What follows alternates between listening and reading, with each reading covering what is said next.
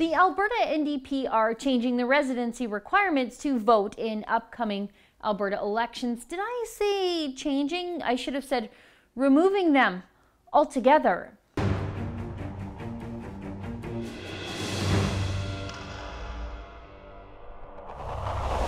The Alberta NDP have just introduced Bill 32. It's called an Act to Strengthen and Protect Democracy in Alberta. And what it does is tinker with Alberta's election laws, including elections finance laws, to give the NDP a leg up on the competition before the 2019 election campaign. Let me tell you about some of the more ridiculous things in this new law. The NDP are removing the residency requirements altogether to vote in Alberta elections.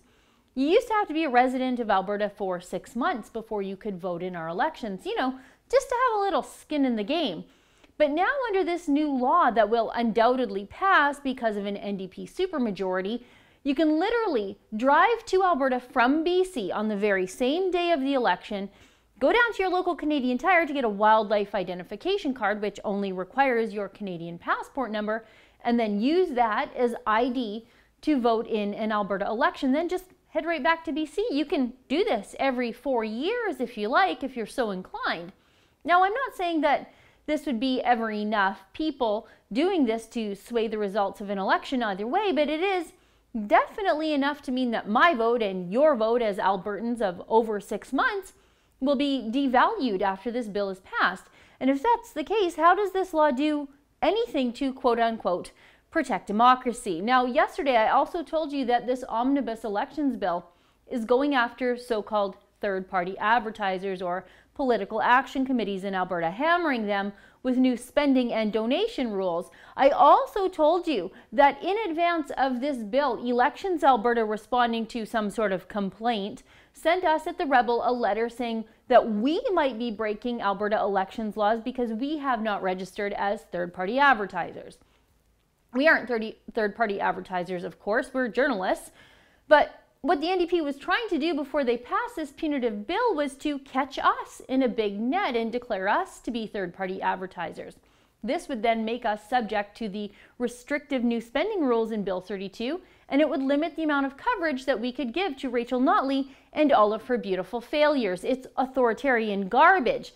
Now, you can sign our petition and see my full story on this NDP attack on the free press at notleyisabully.ca. But getting back to the guts of Bill 32, in this bill, the NDP are also allowing anybody to vote for their local candidate in an advance poll anywhere across the province.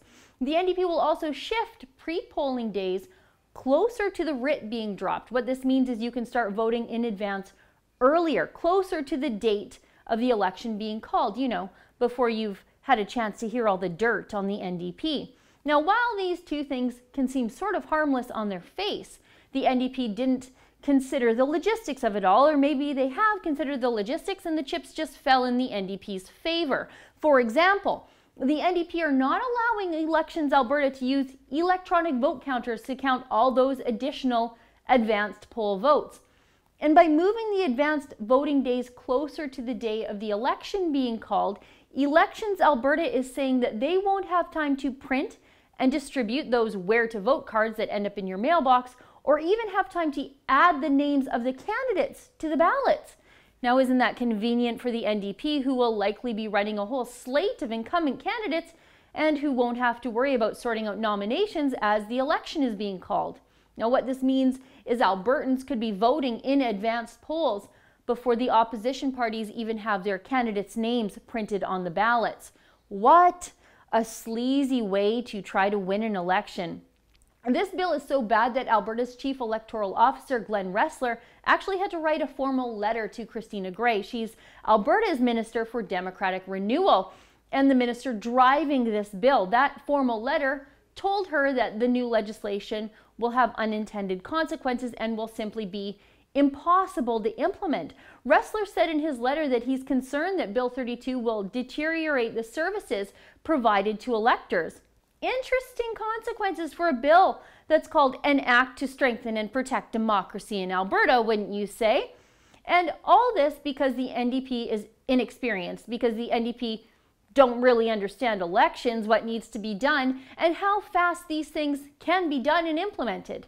This is serious stuff. The chief electoral officer in Alberta had to write a letter basically saying, don't pass these new laws because you're asking Elections Alberta to achieve the impossible. Worse still, in that same letter, the chief electoral officer said he wasn't involved before the NDP sought to introduce Bill 32. Ressler wrote, I have not been consulted in relation to policy direction leading up to Bill 32.